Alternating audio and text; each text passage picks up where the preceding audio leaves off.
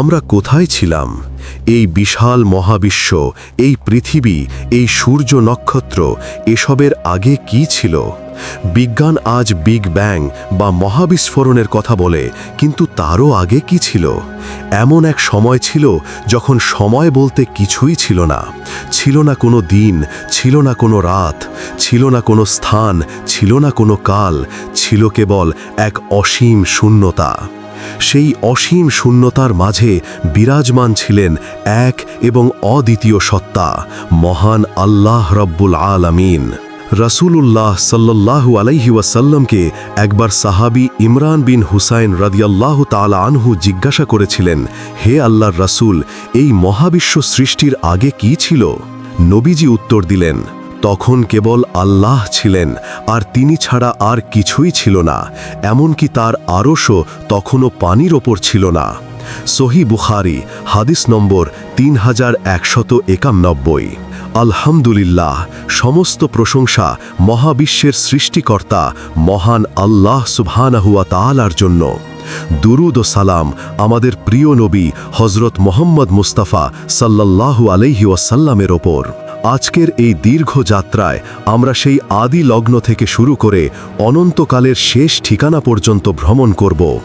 আমরা জানব কিভাবে আল্লাহর এই মহাবিশ্ব সাজালেন, কিভাবে আমাদের সৃষ্টি করলেন এবং কিভাবে একদিন এই সব কিছু ধ্বংস হয়ে যাবে। প্রিয় শ্রোতা, এটি কোনো সাধারণ ভিডিও নয়, এটি আপনার অস্তিত্বের ইতিহাস। তাই প্রতিটি মুহূর্ত মনোযোগ দিয়ে শোনার অনুরোধ রইল। প্রিয় ইসলাম প্রিয় দর্শক শ্রোতাগণ, এই মহাগুরুত্বপূর্ণ ভিডিওটি অনেক দীর্ঘ হবে। আমি নিশ্চিতভাবে বলতে পারি যে ভিডিওটি যত দীর্ঘই হোক, আপনারা সামান্যতম বিরক্ত বোধ করার সুযোগ পাবেন না। ভিডিওর সময় কখন পার হয়ে যাবে আপনারা বুঝতেই পারবেন না, যদি না আপনারা সম্পূর্ণরূপে দুনিয়া পাগল না হন। আপনারা আজ এমন অনেক কিছু জানবেন যা একজন মুসলমান হিসাবে আমাদের জানা ও জ্ঞান রাখা অবশ্য কর্তব্য। এই ভিডিওর দৃশ্য আপনাদের দেখার কোনো প্রয়োজন নেই। আপনারা শুধু মোবাইল বা কম্পিউটারে ভিডিওটি ভলিউম বাড়িয়ে ছেড়ে রেখে একাগ্র চিত্তে পাশে বসে বা শুয়ে থেকে এই পৃথিবী সৃষ্টির শুরু থেকে শেষ পর্যন্ত সব অলৌকিকতা, রহস্য, অভিশাপ, আশীর্বাদ সহ সব সত্য ঘটনা, কোরআনের আয়াতের রেফারেন্স সহ বুকের গভীরে গেঁথে রাখুন। অধ্যায় 1, আরশ, পানি এবং কলম। আল্লাহ সুবহানাহু ওয়া তাআলা যখন সৃষ্টি জগৎ তৈরির পরিকল্পনা করলেন, তখন তিনি সর্বপ্রথম কি সৃষ্টি করেছিলেন? এই নিয়ে আলেমদের মধ্যে মতভেদ থাকলেও শক্তিশালী মত হল তিনি সর্বপ্রথম আরশ, দ্য থ্রোন এবং পানি সৃষ্টি করেছিলেন। কোরআনের রেফারেন্স, আল্লাহ তাআলা বলেন, এবং তিনি আসমান ও জমিনকে 6 দিনে সৃষ্টি করেছেন, আর তখন তার আরশ ছিল পানির ওপরে। সূরা হুদ, আয়াত 7। ভাবুন একবার, সমগ্র মহাবিশ্ব সৃষ্টিরও 50,000 বছর আগে আল্লাহ তার আরশ সৃষ্টি করেছেন। সেই আরশ কত বড়! রাসূলুল্লাহ সাল্লাল্লাহু আলাইহি ওয়াসাল্লাম বলেছেন, 7 আসমান ও 7 জমিন আল্লাহর কুরসির তুলনায় মরুভূমিতে পড়ে থাকা একটি ছোট আংটির মতো। আর সেই কুরসি আরশে আজিমের তুলনায় সেই আংটির মতোই ক্ষুদ্র। ইবনে হিব্বান। আল্লাহর সেই মহান আরশ, যা আজও মহাবিশ্বের ছাদ হিসেবে বিদ্যমান, তা ছিল পানির ওপর। এরপর আল্লাহ সৃষ্টি করলেন এক অদ্ভুত জিনিস, কলম, দ্য পেন। হাদিসে এসেছে, আল্লাহ সর্বপ্রথম কলম সৃষ্টি করলেন এবং কলমকে বললেন, লেখো। কলম ভয়ে কম্পিত হয়ে বলল, হে রব, আমি কি লিখব? আল্লাহ বললেন, কিয়ামত পর্যন্ত যা কিছু ঘটবে তার সব কিছু লেখো। সুনানে তিরমিজি, হাদিস নম্বর 2155। সেই মুহূর্তে কলম চলতে শুরু করল। মহাবিশ্বের প্রতিটি অণু পরমাণু, প্রতিটি মানুষের জন্ম মৃত্যু, আপনার জীবনের সুখ দুঃখ, এমনকি আজকের এই ভিডিওটি আপনি দেখছেন, সব কিছু সেই মুহূর্তে লাউহে মাহফুজে লিপিবদ্ধ হয়ে গেল। একেই আমরা বলি তাকদীর বা ভাগ্য। অধ্যায় 2, আসমান ও জমিনের সৃষ্টি, বিগ ব্যাং ও ধোঁয়া। তাকদীর লেখা শেষ হল। এবার শুরু হলো মহাজাগতিক সৃষ্টির পালা। বিজ্ঞান বলে মহাবিশ্ব একটি বিশাল বিস্ফোরণ বা বিগ ব্যাংয়ের মাধ্যমে প্রসারিত হয়েছে। কোরআনে আল্লাহ তাআলা 1400 বছর আগেই এই রহস্য উন্মোচন করেছেন। কোরআনের রেফারেন্স, আল্লাহ তাআলা বলেন, কাফেররা কি দেখে না যে আসমান ও জমিন ওতপ্রোতভাবে মিশেছিল, একত্রিত ছিল, অতঃপর আমি উভয়কে পৃথক করে দিলাম। সুবহানাল্লাহ বলি। বিজ্ঞান আজ যা আবিষ্কার করছে তা কোরআনে স্পষ্ট ভাষায় বর্ণিত। আল্লাহ যখন চাইলেন তখন সেই একত্রিত বস্তু পৃথক হয়ে গেল এবং ধোঁয়ার কুণ্ডলী সৃষ্টি হল। মহান আল্লাহ কোরআনে বলেন, অতঃপর তিনি আকাশের দিকে মনোনিবেশ করলেন, যা ছিল ধোঁয়া। তারপর তিনি আকাশ ও জমিনকে বললেন, তোমরা উভয়ে আসো, ইচ্ছায় অথবা অনিচ্ছায়। তারা বলল, আমরা অনুগত হয়ে আসলাম। সূরা ফুসসিলাত আয়াত 11। এই ধোঁয়া বা নেবুলা থেকেই আল্লাহ নক্ষত্র, গ্যালাক্সি এবং গ্রহমণ্ডল সৃষ্টি করলেন। তিনি আকাশকে 7টি স্তরে বিন্যস্ত করলেন। আমাদের মাথার ওপরের এই আকাশ, যেখানে আমরা সূর্য, চাঁদ ও তারা দেখি, এটি হলো প্রথম আসমান বা সামাইয়ুদ দুনিয়া। এর ওপরে রয়েছে আরও বিশাল ও রহস্যময় 6টি আসমান, যার খবর আধুনিক বিজ্ঞান আজও পায়নি। আল্লাহ এই মহাবিশ্ব সৃষ্টি করতে সময় নিলেন মাত্র 6 দিন। এই 6 দিন আমাদের পৃথিবীর 24 ঘন্টার দিন নয়, বরং এটি আল্লাহর নির্ধারিত সময়ের 6টি কাল পর্ব বা পর্যায়। অধ্যায় 3, পৃথিবী সাজানো এবং জিন জাতির সৃষ্টি। আসমান তৈরির পর আল্লাহ জমিনকে বাসযোগ্য করতে শুরু করলেন। তিনি পাহাড়গুলোকে পেরেকের মতো গেড়ে দিলেন যাতে পৃথিবী হেলে না পড়ে। তিনি নদী প্রবাহিত করলেন, সাগর সৃষ্টি করলেন এবং মাটিকে গাছপালা জন্মানোর উপযোগী করলেন। কিন্তু মানুষ আসার বহু আগেই আল্লাহ এই পৃথিবীতে আরেকটি বুদ্ধিমান জাতি পাঠিয়েছিলেন, তারা হলো জিন জাতি। আল্লাহ বলেন, আর আমি জিন জাতিকে সৃষ্টি করেছি আগুনের ধোঁয়াবিহীন শিখা থেকে। সূরা আর রহমান আয়াত 15। জিনরা মানুষের মতোই স্বাধীন ইচ্ছা শক্তির অধিকারী ছিল। তারা হাজার হাজার বছর ধরে পৃথিবীতে বসবাস করেছে, কিন্তু তারা আল্লাহর ইবাদতের পরিবর্তে পৃথিবীতে রক্তপাত, দাঙ্গা ও ফাসাদ সৃষ্টি করেছিল। তাদের পাপাচার যখন সীমা ছাড়িয়ে গেল, তখন আল্লাহ ফেরেশতাদের একটি বাহিনী পাঠালেন। ফেরেশতারা তাদের সাথে যুদ্ধ করে তাদের পরাজিত করল এবং তাদের সমুদ্রের দ্বীপে ও গহীন জঙ্গলে নির্বাসিত করে দিল। তবে তাদের মধ্যে একজন জিন ছিল ব্যতিক্রম। তার নাম ছিল আজাজিল, যাকে পরে ইবলিস বলা হয়।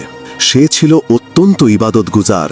তার ইবাদত দেখে আল্লাহ তাকে সম্মান দিয়ে ফেরেশতাদের সাথে আকাশে থাকার অনুমতি দিলেন। কিন্তু এই সম্মান তার পতনের কারণ হয়ে দাঁড়ালো, যা আমরা পরবর্তী অধ্যায়ে জানতে পারব। প্রথম পর্বের সমাপ্তি। পৃথিবী এখন প্রস্তুত, আকাশ সাজানো, জিনরা নির্বাসিত। মহাবিশ্ব এখন অপেক্ষা করছে এক নতুন অতিথির জন্য, আল্লাহর সর্বশ্রেষ্ঠ সৃষ্টি মানুষ। কিন্তু এই মানুষ সৃষ্টির ঘোষণা শুনে কেন ফেরেশতারা ভয় পেয়েছিলেন? কেন ইবলিস বিদ্রোহ করল? এবং কিভাবে জান্নাত থেকে আমাদের আদি পিতামাতা পৃথিবীতে নেমে এলেন? এই মহাকাব্যিক ইতিহাসের দ্বিতীয় পর্বে আমরা জানব হযরত আদম আলাইহিসসালামের সৃষ্টি এবং জান্নাত থেকে বিতাড়নের সেই হৃদয় বিদারক ঘটনা থেকে শুরু করে আরও অনেক অজানা ইতিহাস জানব। অধ্যায় 4, পৃথিবীতে নতুন খলিফা এবং ফেরেশতাদের বিস্ময়। পৃথিবী প্রস্তুত। আকাশ, বাতাস, সাগর, পাহাড় সবই অপেক্ষা করছে এক নতুন সৃষ্টির জন্য। আল্লাহ রাব্বুল আলামিন এবার তার ফেরেশতাদের উদ্দেশ্যে এক ঐতিহাসিক ঘোষণা দিলেন। আল্লাহ তাআলা বললেন, নিশ্চয়ই আমি পৃথিবীতে একজন খলিফা বা প্রতিনিধি পাঠাতে যাচ্ছি। সূরা আল বাকারা আয়াত 30। এই ঘোষণা শুনে ফেরেশতারা অবাক হয়ে গেল। তারা ইতিপূর্বে জিন জাতির রক্তপাত এবং ফাসাদ দেখেছিল, তাই তারা বিনীতভাবে আল্লাহর কাছে জানতে চাইল, আপনি কি সেখানে এমন কাউকে সৃষ্টি করবেন যে ফাসাদ ঘটাবে এবং রক্তপাত করবে? অথচ আমরাই তো আপনার সপ্রশংস তাসবিহ পাঠ করি এবং আপনার পবিত্রতা বর্ণনা করি। ফেরেশতাদের এই প্রশ্নটি কোনো আপত্তি ছিল না, বরং এটি ছিল জানার আগ্রহ। তারা ভেবেছিল, এই মাটির তৈরি এই নতুন জীব কি জিনদের মতোই আচরণ করবে? মহান আল্লাহ তখন তাদের এক অমোঘ উত্তর দিলেন, নিশ্চয়ই আমি যা জানি তোমরা তা জানো না। সূরা আল বাকারা আয়াত 30। মহান আল্লাহ তাআলা জানতেন যে এই মানুষের মধ্যে এমন নবী, রসূল, শহীদ এবং নেককার বান্দা জন্ম নেবে যারা আল্লাহর জন্য জীবন দিতেও প্রস্তুত থাকবে। ফেরেশতারা তা জানত না। অধ্যায় 5, মাটির পুতুল এবং রূহের ফুঁক। এইবার শুরু হলো আদম আলাইহিস সালামের সৃষ্টির প্রক্রিয়া। আল্লাহ ফেরেশতাদের নির্দেশ দিলেন পৃথিবী থেকে বিভিন্ন রঙের মাটি সংগ্রহ করতে। জিব্রাইল আলাইহিস সালাম এবং মিকাইল আলাইহিস সালাম ব্যর্থ হলেন, কারণ মাটি তাদেরকে আল্লাহর দোহাই দিয়ে বলেছিল, আমার থেকে কিছু নিও না। অবশেষে মালাকুল মউত আজরাইল আলাইহিস সালাম কঠোর হাতে পৃথিবীর বিভিন্ন স্থান থেকে লাল, সাদা, কালো এবং হলুদ রঙের মাটি সংগ্রহ করলেন। এই কারণেই আজ মানুষের গায়ের রং বিভিন্ন, কেউ ফর্সা, কেউ কালো, কেউ শ্যামলা। মাটির প্রকৃতির কারণে কারো স্বভাব নরম, কারো কঠোর। আল্লাহ সেই মাটিকে পানি দিয়ে মিশিয়ে কাদা তৈরি করলেন, তারপর সেই কাদাকে শুকিয়ে ঠনঠনে করলেন। দীর্ঘ 40 বছর ধরে আদমের সেই মাটির দেহ জান্নাতে পড়ে রইল। এই সময় ইবলিস অর্থাৎ শয়তান সেই মাটির দেহের চারপাশে ঘুরে বেড়াতো এবং লাথি মেরে শব্দ করত। সে দেখল এই দেহটি ভিতর থেকে ফাঁপা। সে মনে মনে বলল, এ তো দুর্বল সৃষ্টি, একে সহজেই বশ করা যাবে। অবশেষে সেই মহেন্দ্রক্ষণ এলো। আল্লাহ আদমের দেহে রূহ ফুঁকে দিলেন। রূহ যখন মাথায় পৌঁছালো, আদম আলাইহিস সালাম হাঁচি দিলেন এবং ফেরেশতাদের শিখিয়ে দেওয়া মতে বললেন, আলহামদুলিল্লাহ। আল্লাহ উত্তর দিলেন, ইয়ারহামুকাল্লাহ, অর্থাৎ তোমার রব তোমার প্রতি রহম করুন। এটিই ছিল মানুষের সাথে আল্লাহর প্রথম কথোপকথন। অধ্যায় 6, সিজদার আদেশ এবং ইবলিসের পতন। আদম আলাইহিস সালাম তখন পূর্ণাঙ্গ মানুষ। আল্লাহ তাকে সব জিনিসের নাম শিখিয়ে দিলেন যা ফেরেশতারা জানত না। ফেরেশতারা মানুষের জ্ঞানের শ্রেষ্ঠত্ব মেনে নিল। তখন আল্লাহ এক চূড়ান্ত পরীক্ষার আয়োজন করলেন। তিনি সমস্ত ফেরেশতা এবং জিনদের আদেশ দিলেন, তোমরা আদমকে সিজদা করো। ফেরেশতারা আল্লাহর আদেশ শোনা মাত্রই বিনয়ের সাথে সিজদায় লুটিয়ে পড়ল।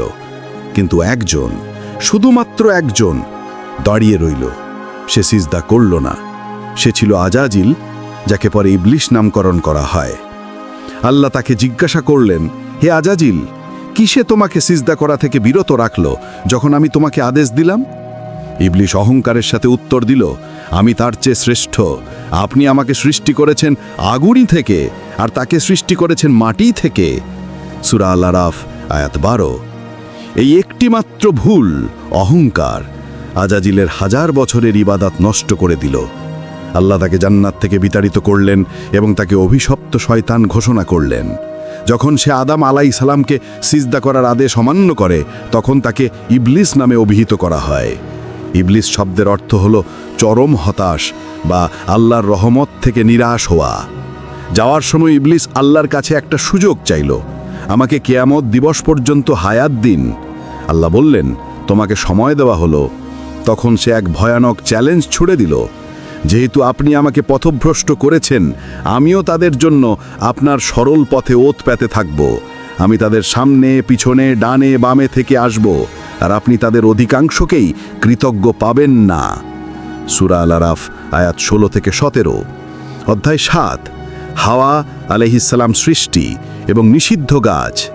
আদম আলাইহিস সালাম জান্নাতে একাই বসবাস করছিলেন, কিন্তু তার মনে কোনো সঙ্গী না থাকায় তিনি একাকিত্ব অনুভব করলেন। একদিন তিনি ঘুমিয়েছিলেন। আল্লাহ তার বাম পাজরের একটি হাড় থেকে হাওয়া আলাইহিস সালামকে সৃষ্টি করলেন। ঘুম থেকে উঠে আদম আলাইহিস সালাম দেখলেন তার পাশে একজন সুন্দরী নারী বসে আছেন। তিনি তখন মানসিকভাবে শান্তি পেলেন। আল্লাহ তাদের জান্নাতে বসবাসের অনুমতি দিলেন, কিন্তু শুধুমাত্র ছোট্ট সাধারণ একটি শর্ত দিলেন, তোমরা জান্নাতে যেখানে ইচ্ছা খাও এবং পান করো, কিন্তু সাবধান, এই নির্দিষ্ট গাছটির কাছেও যেও না, তাহলে তোমরা জালিমদের অন্তর্ভুক্ত হবে। সূরা আল বাকারা আয়াত 35। শয়তান জানতো আদমকে জান্নাত থেকে বের করতে হলে তাকে দিয়ে আল্লাহর আদেশ অমান্য করাতে হবে। সে বিভিন্ন কৌশলে তাদের মনে কুমন্ত্রণা দিতে শুরু করল। সে কসম খেয়ে বলল, হে আদম, আমি কি তোমাকে অনন্ত জীবনের গাছের সন্ধান দেব না? আল্লাহ এই গাছটি খেতে নিষেধ করেছেন কেবল এই কারণে যে তোমরা এটি খেলে ফেরেশতা হয়ে যাবে অথবা চিরঞ্জীব হয়ে যাবে। মানুষ স্বভাবতই দুর্বল। শয়তানের এই মিথ্যা প্রলোভনে তারা ভুলে গেল আল্লাহর নিষেধের কথা। তারা সেই নিষিদ্ধ ফল খেল। সাথে সাথে তাদের জান্নাতি পোশাক খসে পড়ল এবং তারা লজ্জিত হয়ে জান্নাতের পাতা দিয়ে নিজেদের ঢাকতে শুরু করল। অধ্যায় 8। পৃথিবীতে অবতরণ এবং অনুশোচনা। আল্লাহর আদেশ অমান্য করার পর আদম এবং হাওয়া আলাইহিসসালাম বুঝতে পারলেন তারা কত বড় ভুল করেছেন। তারা ভীত এবং লজ্জিত হলেন। আল্লাহ তাদের জান্নাত থেকে পৃথিবীতে নামিয়ে দেওয়ার নির্দেশ দিলেন। আদমকে নামানো হলো শ্রীলঙ্কার আদম পাহাড়ে, অর্থাৎ তৎকালীন সেরেনদ্বীপ, এবং হাওয়া আলাইহিসসালামকে নামানো হলো জেদ্দায়। দীর্ঘদিন ধরে তারা একে অপরের থেকে বিচ্ছিন্ন ছিলেন এবং আল্লাহর কাছে কেঁদে কেঁদে ক্ষমা চাইছিলেন। অবশেষে তারা আরাফাতের ময়দানে মিলিত হলেন এবং আল্লাহর শেখানো সে বিখ্যাত দোয়াটি পড়লেন, রব্বানা জালামনা আনফুসানা ওয়া ইল্লাম তাগফির লানা ওয়া তারহামনা লানাকুনান্না মিনাল খাসিরিন। যার বাংলা অর্থ হলো, হে আমাদের রব, আমরা নিজেদের উপর জুলুম করেছি। যদি আপনি আমাদের ক্ষমা না করেন এবং আমাদের প্রতি দয়া না করেন, তাহলে আমরা অবশ্যই ক্ষতিগ্রস্তের অন্তর্ভুক্ত হব। সূরা আল আরাফ আয়াত 23। আল্লাহ তাদের তওবা কবুল করলেন। অধ্যায় 9। হাবিল ও কাবিল, মানব ইতিহাসের প্রথম পরীক্ষা। আদম আলাইহিস সালাম এবং হাওয়া আলাইহিস সালাম পৃথিবীতে আসার পর আল্লাহ তাদের সন্তান দান করলেন। হাওয়া আলাইহিস সালাম প্রতি গর্ভে যমজ সন্তান প্রসব করতেন, একটি ছেলে এবং একটি মেয়ে। আল্লাহর নিয়ম অনুযায়ী এক গর্ভের ছেলের সাথে অন্য গর্ভের মেয়ের বিবাহ জায়েজ ছিল, কিন্তু একই গর্ভের ভাই বোনের মধ্যে বিবাহ হারাম ছিল। আদমের প্রথম পুত্র ছিল কাবিল এবং তার সাথে জন্ম নেওয়া বোন ছিল আকলিমা। দ্বিতীয় পুত্র ছিল হাবিল এবং তার সাথে জন্ম নেওয়া বোন ছিল লিওজা। আকলিমা ছিল অত্যন্ত সুন্দরী, কিন্তু লিওজা তেমন সুন্দরী ছিল না।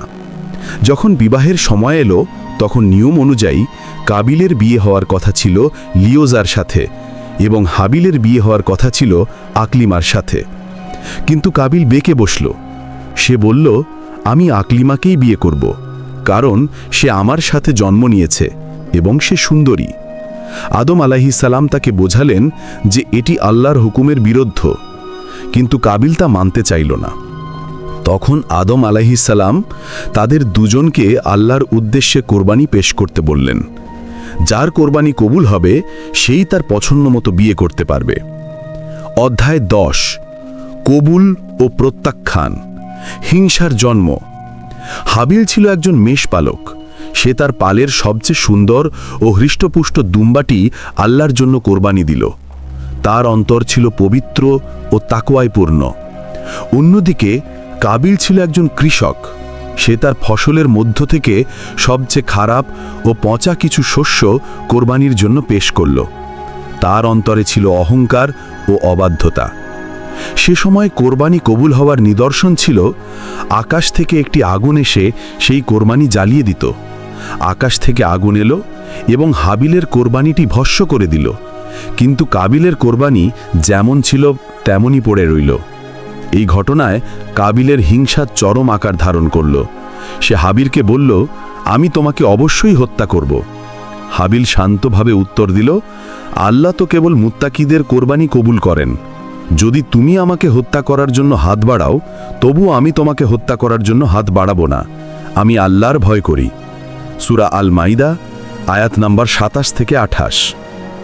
অধ্যায় 11। প্রথম হত্যাকাণ্ড এবং অনুশোচনা। একদিন হাবিল পশু চড়াতে গিয়ে ফিরতে দেরি করছিল। কাবিল তাকে খুঁজতে গেল। শয়তান এই সুযোগটি কাজে লাগাল। সে কাবিলকে প্ররোচিত করল।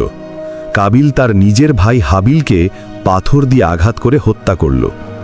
এটি ছিল পৃথিবীর বুকে প্রথম হত্যাকাণ্ড, প্রথম পাপ যা মানুষের হাতে মানুষের রক্ত ছড়িয়েছিল। হত্যার পর কাবিল কিংকর্তব্য বিমূঢ় হয়ে পড়ল। সে বুঝতে পারছিল না ভাইয়ের লাশ নিয়ে কি করবে। তখন আল্লাহ দুটি কাক পাঠালেন। একটি কাক অন্য কাকটিকে হত্যা করল এবং মাটি খুঁড়ে মৃত কাকটিকে কবর দিল। তা দেখে কাবিল আফসোস করে বলল, হায়, আমি কি এই কাকটির মতো হতে পারলাম না যে আমার ভাইয়ের লাশ গোপন করব? সূরা আল মাইদা আয়াত নাম্বার 31 নাম্বার। সে অনুতপ্ত হল, কিন্তু ততক্ষণে পাপ সংঘটিত হয়ে গেছে। এই ঘটনার পর আদম আলাইহিসসালাম অত্যন্ত শোকাহত হলেন। তিনি বুঝতে পারলেন পৃথিবীতে শয়তানের চক্রান্ত শুরু হয়ে গেছে। অধ্যায় 12। শীত আলাইহিসসালামের জন্ম এবং নব্বতী। হাবিলের মৃত্যুর পর আল্লাহ আদম আলাইহিসসালামকে সান্ত্বনা দেওয়ার জন্য আরেকটি পুত্র দান করলেন। তার নাম রাখা হল শীত, অর্থাৎ আল্লাহর দান। শীত আলাইহিসসালাম ছিলেন অত্যন্ত সুন্দর এবং তার চেহারা আদম আলাইহিসসালামের মতো ছিল। আদমের ইন্তেকালের পর শীত আলাইহিসসালাম নব্বতীর দায়িত্ব পেলেন। আল্লাহ তাকে 50টি শহীফা বা ছোট কিতাব প্রদান করেছিলেন। তিনি মানবজাতিকে একত্রিত করে আল্লাহর একত্ববাদের শিক্ষা দিলেন এবং কাবার প্রথম ভিত্তি স্থাপন করলেন। কিছু বর্ণনা মতে শীত আলাইহিসসালামের সময় মানবজাতি দুটি দলে বিভক্ত হয়ে গেল। এক, শীত আলাইহিসসালামের অনুসারী যারা পাহাড়ে বসবাস করত এবং আল্লাহর ইবাদত করত। 2, কাবিলের বংশধর যারা সমতলে বসবাস করত এবং বাদ্যযন্ত্র, মদ এবং অনৈতিকতায় লিপ্ত ছিল। অধ্যায় 13। ইদ্রিস আলাইহিসসালাম এবং প্রথম লেখালেখি। শীত আলাইহিসসালামের পরে আল্লাহ পাঠালেন নবী ইদ্রিস আলাইহিসসালামকে। তিনি ছিলেন নূহ আলাইহিসসালামের পূর্বপুরুষ। ইদ্রিস আলাইহিসসালামের বিশেষত্ব ছিল তিনি মানব ইতিহাসে প্রথম কলম দিয়ে লেখা শুরু করেন। তিনি প্রথম কাপড় সেলাই করে পরিধান করেন। এর আগে মানুষ পশুর চামড়া পরত। তিনি জ্যোতির্বিজ্ঞান এবং গণিত শাস্ত্রের পারদর্শী ছিলেন। আল্লাহ কুরআনে তার সম্পর্কে বলেন, আর কিতাবে ইদ্রিসের কথা স্মরণ করো, নিশ্চয়ই সে ছিল সত্যবাদী এবং নবী, আর আমি তাকে উচ্চ মর্যাদায় উন্নীত করেছি। সূরা মারিয়াম আয়াত নম্বর 56 থেকে 57। ইদ্রিস আলাইহিসসালাম মানুষকে আল্লাহর পথে ডাকলেন, কিন্তু খুব কম মানুষই তার ডাকে সাড়া দিল। তিনি দুনিয়ার প্রথম মুজাহিদ ছিলেন, যিনি আল্লাহর পথে জিহাদ করেছিলেন। ইদ্রিস আলাইহিসসালামের পর পৃথিবীতে দীর্ঘ সময় ধরে তাওহিদ বা একত্ববাদ কায়েম ছিল, কিন্তু শয়তান বসেছিল না। সে এক নতুন ফন্দি আঁতল। সে মানুষকে সরাসরি পাপের কথা না বলে বলল, তোমরা তোমাদের নেককার পূর্বপুরুষের মূর্তি বানাও, যাতে তাদের দেখে আল্লাহর কথা মনে পড়ে। এভাবেই পৃথিবীতে শুরু হলো মূর্তি পূজা বা শিরক। আর এই শিরক থেকে মানুষকে বাঁচাতে আল্লাহ পাঠালেন প্রথম রাসূল হযরত নূহ আলাইহিসসালামকে। কিন্তু তার জাতি তার সাথে কি আচরণ করেছিল এবং কিভাবে এলো সেই মহাপ্লাবন যা পুরো পৃথিবীকে ডুবিয়ে দিয়েছিল? অধ্যায় 14। মূর্তি পূজার সূচনা এবং নূহ আলাইহিসসালামের আগমন। ইদ্রিস আলাইহিসসালামের মৃত্যুর পর বহুদিন অতিবাহিত হল। শয়তান তখন এক নতুন ফাঁদ পাতল। সে মানুষের কাছে এসে বলল, তোমাদের পূর্বপুরুষরা ওয়াদ, সাওয়া, ইয়াগুত, ইয়াউক এবং নাসার এরা কতই না নেককার ছিল। তোমরা যদি তাদের মূর্তি বানিয়ে সামনে রাখো, তবে তাদের দেখে তোমাদের আল্লাহর কথা মনে পড়বে এবং ইবাদতে মন বসবে। মানুষ শয়তানের এই ধোকায় পা দিল। প্রথমে তারা শুধুই স্মৃতি হিসেবে মূর্তি বানালো, কিন্তু এক প্রজন্ম পর যখন জ্ঞান হারিয়ে গেল, তখন শয়তান পরবর্তী প্রজন্মকে বোঝালো, তোমাদের বাপদাদারা তো এদেরই পুজো করত এবং এদের কাছেই বৃষ্টি চাইত। এভাবেই আল্লাহর জমিনে সর্বপ্রথম শুরু হলো শিরক বা মূর্তি পূজা। পৃথিবী অন্ধকারে ছেয়ে গেল। তখন আল্লাহ মানবজাতিকে পথ দেখানোর জন্য পাঠালেন প্রথম রসূল হযরত নূহ আলাইহিসসালামকে। নূহ আলাইহিসসালাম ছিলেন সুদীর্ঘ হায়াতপ্রাপ্ত নবী। তিনি তার জাতির কাছে একটানা 950 বছর ধরে দাওয়াত দিলেন। তিনি বললেন, হে আমার সম্প্রদায়, তোমরা আল্লাহর ইবাদত করো। তিনি ছাড়া তোমাদের অন্য কোনো ইলাহ নেই। আমি তোমাদের জন্য এক মহাদিবসের শাস্তির ভয় করছি। সূরা আল আরাফ আয়াত নাম্বার 59। কিন্তু তার জাতি তার কথা শুনল না। তারা কানে আঙুল দিল, কাপড়ে মুখ ঢাকল এবং অহংকার করল। 950 বছরের দীর্ঘ প্রচেষ্টায় মাত্র হাতে গোনা কিছু মানুষ, তফসির মতে 80 জন, ঈমান এনেছিল। অধ্যায় 15 কিস্তি বা জাহাজ নির্মাণ। যখন নূহ আলাইহিস সালাম দেখলেন যে এই জাতি আর কোনোভাবেই ঈমান আনবে না, তখন তিনি আল্লাহর কাছে বদদোয়া করলেন, হে আমার রব, আপনি পৃথিবীতে কাফেরদের মধ্য থেকে আর কাউকেই বসবাস করতে দেবেন না। সূরা নূহ আয়াত নাম্বার 26। আল্লাহ তার দোয়া কবুল করলেন। তিনি নূহ আলাইহিস সালামকে নির্দেশ দিলেন একটি বিশাল নৌকা বা কিস্তি তৈরি করার। কিন্তু মরুভূমির মাঝখানে নৌকা, যেখানে কোনো নদী বা সাগর নেই। নূহ আলাইহিস সালাম গাছ লাগালেন, কাঠ কাটলেন এবং বড় একটা নৌকা বানাতে শুরু করলেন। যখনই তার সম্প্রদায়ের নেতারা পাশ দিয়ে যেত, তারা তাকে নিয়ে ঠাট্টা করত। তারা বলতো, ওহে নূহ, তুমি কি নবী থেকে এখন কাঠমিস্ত্রি হয়ে গেলে? এই মরুভূমিতে নৌকা চালিয়ে তুমি কোথায় যাবে? নূহ আলাইহিস সালাম শান্তভাবে উত্তর দিতেন, আজ তোমরা যেমন আমাদের নিয়ে উপহাস করছো, অচিরেই আমরাও তোমাদের নিয়ে উপহাস করব। সূরা হুদ আয়াত নাম্বার 38। অবশেষে সেই ভয়ঙ্কর দিনটি এলো। আল্লাহর আযাবের সময় উপস্থিত হলো। আল্লাহ নূহ আলাইহিস সালামকে সংকেত দিয়েছিলেন যে যখন চুল্লি বা তন্দুর, রুটি বানানোর চুলা থেকে পানি উথলে উঠবে, তখন বুঝবে প্লাবন শুরু হয়ে গেছে। হঠাৎ একদিন মাটি ফেটে পানি বের হতে শুরু করল। আকাশ থেকে মুষলধারে বৃষ্টি নামল। আল্লাহ নূহ আলাইহিস সালামকে নির্দেশ দিলেন, তুমি এতে অর্থাৎ নৌকাতে প্রত্যেক জীবজন্তুর থেকে এক জোড়া করে এবং তোমার পরিবারবর্গকেও তুলে নাও, তবে তারা ছাড়া যাদের বিরুদ্ধে পূর্বেই সিদ্ধান্ত নেওয়া হয়েছে, আর যারা ঈমান এনেছে তাদেরকেও তুলে নাও। কিন্তু অল্প সংখ্যক লোকই তার সাথে ঈমান এনেছিল। সূরা হুদ আয়াত নাম্বার 40। নূহ আলাইহিস সালাম মুমিনদের এবং পশু পাখিদের জোড়ায় জোড়ায় নৌকায় তুললেন। পানি বাড়তে লাগলো। মাটির নিচ থেকেও পানি উঠছে, আকাশ থেকেও পানি পড়ছে। দুই পানি মিলে একাকার হয়ে গেল। অধ্যায় 17। পিতা ও পুত্রের শেষ কথোপকথন। নৌকা যখন পাহাড় সম ঢেউয়ের মাঝে চলতে শুরু করল, তখন নূহ আলাইহিস সালাম দেখলেন তার এক ছেলে কেনান বা ইয়াম আলাদা হয়ে আছে। পিতৃস্নেহে ব্যাকুল হয়ে তিনি ডাক দিলেন, হে আমার প্রিয় পুত্র, আমাদের সাথে আরোহণ করো এবং কাফেরদের সাথে থেকো না। কিন্তু অহংকারী পুত্র উত্তর দিল, আমি অচিরেই কোনো পাহাড়ে আশ্রয় নেব যা আমাকে পানি থেকে রক্ষা করবে। নূহ আলাইহিস সালাম অসহায়ভাবে বললেন, আজ আল্লাহর হুকুম থেকে রক্ষা করার কেউ নেই, তবে তিনি যাকে দয়া করবেন। ঠিক সেই মুহূর্তে তাদের দুজনের মাঝখানে একটি বিশাল ঢেউ এসে আছড়ে পড়ল এবং সে নিমজ্জিতদের অন্তর্ভুক্ত হল। চোখের সামনে নিজের সন্তানকে ডুবে যেতে দেখে একজন পিতার হৃদয় কতটা রক্তাক্ত হতে পারে তা কেবল অনুভব করা যায়। অধ্যায় 18। মহাপ্লাবনের সমাপ্তি এবং জুদি পাহাড়। দীর্ঘদিন ধরে পৃথিবী পানির নিচে তলিয়ে রইল। পৃথিবীর সমস্ত কাফের ধ্বংস হয়ে গেল। এমনকি উঁচু পাহাড়গুলো পানির নিচে চলে গিয়েছিল। অবশেষে আল্লাহর হুকুম এলো, হে জমিন, তুমি তোমার পানি শুষে নাও, আর হে আকাশ, ক্ষান্ত হও। সূরা হুদ আয়াত নাম্বার 44। পানি কমতে শুরু করল। নূহ আলাইহিস সালামের কিস্তিটি তুরস্কের জুদি পাহাড়ের ওপর গিয়ে থামল।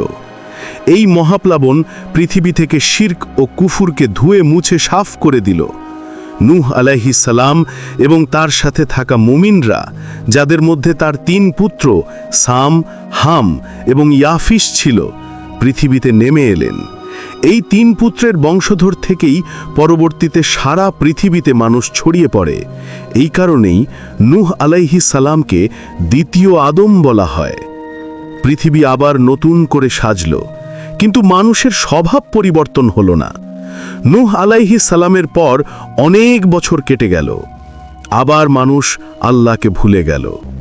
এবার আবির্ভাব হলো এমন এক জাতির, যারা ছিল দৈহিক শক্তিতে পৃথিবীর সবচেয়ে শক্তিশালী। তারা পাহাড় কেটে বাড়ি বানাতো। তারা হলো আদ জাতি। তাদের কাছে আল্লাহ পাঠালেন নবী হুদ আলাইহিস সালামকে, কিন্তু তারা তাদের শক্তির অহংকার করল। তারা ভয়ই পেল না। আল্লাহ তাদের কিভাবে ধ্বংস করলেন? বাতাসের মাধ্যমে কিভাবে একটি শক্তিশালী জাতিকে ধুলোয় মিছিয়ে দিলেন, এই লোমহর্ষক সত্য কাহিনী জানতে ভিডিওটি না টেনে শুধুমাত্র শুনতে থাকুন একাগ্র মনে। আজকে আপনারা এমন অনেক না জানা সত্য ঘটনা জানবেন। অধ্যায় ১৯, আদ জাতির উত্থান এবং হুদ আলাইহিস সালামের দাওয়াত। নূহ আলাইহিস সালামের পর অনেক বছর কেটে গেল। তার ছেলে সামের বংশধরদের মধ্যে আদ নামে এক জাতি গড়ে উঠল।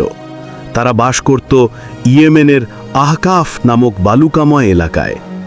আল্লাহ তাদের দিয়েছিলেন অভাবনীয় শারীরিক শক্তি। তারা ছিল লম্বা, শক্তিশালী এবং সুঠাম দেহের অধিকারী। তারা পাথর কেটে বিশাল প্রাসাদ এবং স্তম্ভ তৈরি করত, যা দেখে মনে হতো তারা পাহাড়ের সাথে পাল্লা দিচ্ছে। আল্লাহ কুরআনে তাদের সম্পর্কে বলেন, শহর সমূহে যার মতো আর কিছু সৃষ্টি করা হয়নি। সূরা আল ফাজার আয়াত নাম্বার ৮। কিন্তু এই শক্তি তাদের অহংকারী করে তুলল। তারা বলতে শুরু করল, আমাদের চেয়ে শক্তিশালী আর কে আছে? সূরা ফুসসিলাত আয়াত নাম্বার ১৫। তারা আল্লাহকে ভুলে গেল এবং মূর্তি পূজা শুরু করল। তখন আল্লাহ তাদের হিদায়েতের জন্য পাঠালেন তাদেরই ভাই হুদ আলাইহিস সালামকে। তিনি তাদের বললেন, হে আমার সম্প্রদায়, তোমরা আল্লাহর ইবাদত করো, তিনি ছাড়া তোমাদের অন্য কোনো ইলাহ নেই। তোমরা কি ভয় করো না? সূরা আল আরাফ আয়াত নাম্বার ৬৫। কিন্তু তারা তাকে উপহাস করল। তারা বলল, তুমি তো আমাদের মতোই একজন মানুষ, আমরা কেন তোমার কথা মানব? তারা হুদ আলাইহিস সালামকে বোকা এবং মিথ্যাবাদী বলে গালি দিল। অধ্যায় ২০, সতর্ক বার্তা এবং অহংকারের শেষ সীমা। হুদ আলাইহিস সালাম তাদের বারবার সতর্ক করিলেন। তিনি তাদের মনে করিয়ে দিলেন নূহ আলাইহিস সালামের জাতির পরিণতির কথা। তিনি বললেন, তোমরা কি সেই মহাপ্লাবনের কথা ভুলে গেছ?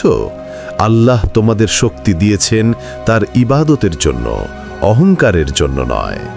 কিন্তু আদ জাতি বেপরোয়া হয়ে উঠল। তারা হুদ আলাইহিস সালামকে চ্যালেঞ্জ ছুড়ে দিল, তুমি যদি সত্যবাদী হও তবে আমাদের ওপর সেই আযাব নিয়ে এসো যার ভয় তুমি আমাদের দেখাচ্ছ।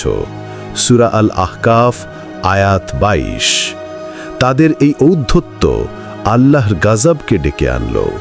প্রথমে আল্লাহ তাদের উপর অনাবৃষ্টি এবং খরা দিলেন। তাদের বাগান শুকিয়ে গেল, ঝর্ণাগুলো বন্ধ হয়ে গেল। তারা বৃষ্টির জন্য হাহাকার করতে লাগল। অধ্যায় ২১, মেঘের আড়ালে মৃত্যুর হাতছানি। একদিন তারা দেখল আকাশে কালো মেঘ জমেছে। তারা আনন্দে নেচে উঠল। তারা ভাবল, এই মেঘ তাদের জন্য রহমতের বৃষ্টি নিয়ে আসছে। তারা বলল, এ তো সেই মেঘ যা আমাদের বৃষ্টি দেবে। কিন্তু হুদ আলাইহিস সালাম জানতেন এটি বৃষ্টি নয়। তিনি বললেন, বরং এটি সেই জিনিস যা তোমরা ত্বরান্বিত করতে চেয়েছিলে, এক প্রবল বাতাস যার মধ্যে রয়েছে মর্মান্তিক শাস্তি। সূরা আল আহকাফ আয়াত ২৪। আল্লাহর হুকুমে বাতাস শুরু হলো, কিন্তু এটি কোনো সাধারণ বাতাস ছিল না। এটি ছিল সরসর, এক প্রচণ্ড হিম শীতল এবং গর্জনকারী বাতাস। এই বাতাস তাদের ওপর এক নাগাড়ে ৭ রাত এবং ৮ দিন ধরে বইতে থাকল। অধ্যায় ২২, শক্তিশালী জাতির করুণ পতন। সেই বাতাস আদ জাতির শক্তিশালী দেহগুলোকে খড়কুটোর মতো উড়িয়ে নিল। তারা তাদের মজবুত প্রাসাদের ভেতরে লুকানোর চেষ্টা করল, কিন্তু বাতাস প্রাসাদের দরজা জানালা ভেঙে তাদেরকে টেনে বের করে আনল। বাতাস তাদের শরীরকে শূন্যে তুলে আছাড় মারল, যেন তারা খেজুর গাছের উপড়ানো কাণ্ড। আল্লাহ কুরআনে সেই দৃশ্য বর্ণনা করেছেন। তুমি তাদের দেখতে পেতে যে তারা সেখানে লুটিয়ে পড়ে আছে, যেন তারা খেজুর গাছের অন্তঃসার শূন্য কাণ্ড। সূরা আল হাক্কা আয়াত ৭।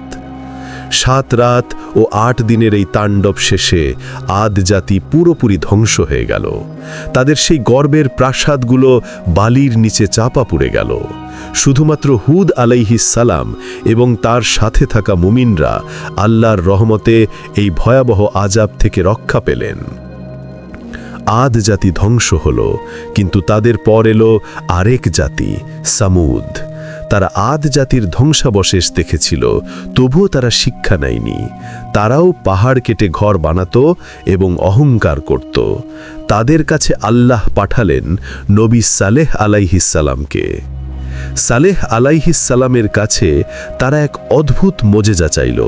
তারা বলল, তুমি যদি সত্য নবী হও তবে এই শক্ত পাথরটি বিদীর্ণ করে একটি 10 মাসের গর্ভবতী উটনি বের করে দেখাও।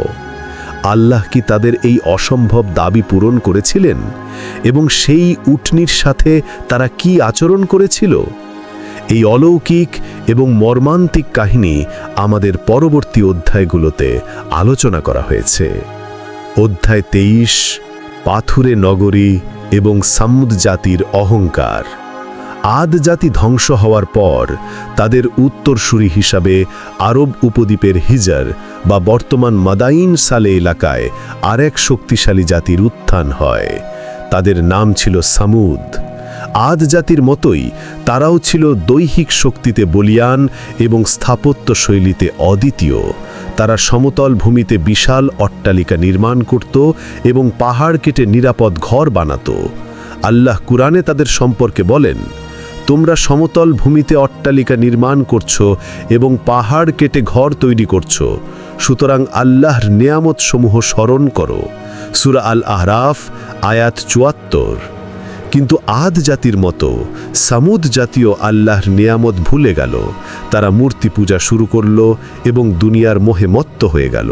তাদের হেদায়েতের জন্য আল্লাহ তাদেরই ভাই সালেহ আলাইহিস সালামকে পাঠালেন। সালেহ আলাইহিস সালাম তাদের বললেন, হে আমার সম্প্রদায়, তোমরা আল্লাহর ইবাদত করো, তিনি ছাড়া তোমাদের অন্য কোনো ইলাহ নেই। সূরা হুদ আয়াত 61। কিন্তু অহংকারী নেতারা তাকে প্রত্যাখ্যান করল। তারা বলল, হে সালেহ, তুমি তো আমাদের মধ্যে একজন সাধারণ মানুষ, আমরা কেন তোমার কথা মানব? অধ্যায় 24, অলৌকিক উটনির চ্যালেঞ্জ। সালেহ আলাইহিস সালাম যখন তাদের বারবার আল্লাহর পথে ডাকছিলেন, তখন তারা বিরক্ত হয়ে তাকে এক কঠিন চ্যালেঞ্জ ছুড়ে দিল। তারা ভাবল, এমন এক দাবি করবে যা পূরণ করা কোনো মানুষের পক্ষে সম্ভব নয়। তারা বলল, তুমি যদি সত্য নবী হও তবে আমাদের চোখের সামনে এই শক্ত পাথরটি বিদীর্ণ করে একটি 10 মাসের গর্ভবতী উটনি বের করে দেখাও। সালেহ আলাইহিস সালাম তাদের বললেন, যদি আল্লাহ তোমাদের এই দাবি পূরণ করেন তবে কি তোমরা ঈমান আনবে? তারা এক বাক্যে রাজি হল। সালেহ আলাইহিস সালাম সালাতে দাঁড়ালেন এবং আল্লাহর কাছে মনের গভীর থেকে দোয়া করলেন। আল্লাহ তার দোয়া কবুল করলেন।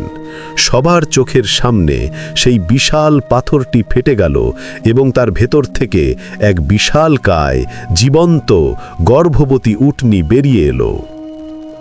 এই অলৌকিক ঘটনা দেখে কিছু মানুষ ঈমান আনল, কিন্তু নেতাদের অহংকার আরও বেড়ে গেল।